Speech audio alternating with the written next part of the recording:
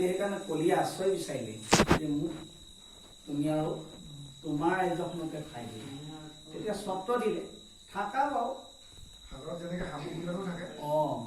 থাকা, খালি তোমাক কেইটামান মই চৰ্ত দিলো সেইবিলাক থাকিবা।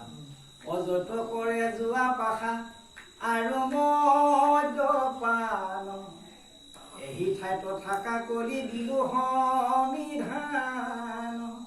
য'ত যোৱা খেলিব, য'ত পাশা খেল খেলিব, য'ত মদ্যপান হ'ব, সেয়াত যদি তুমি তোমাক সেই স্থানে থাকিব। গতিকে মদ্যপান হ'লে আৰু উশৃংখল দেশ কথা, সমাজ উশৃংখল হ'বই, মানে মানসিক বিকাৰগ্ৰস্ত হ'বই, কথাই নাই।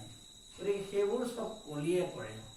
গতিকে ভকতে সেই ঠাইবোৰ পৰা যাতে আঁতৰি থাকিব লাগে।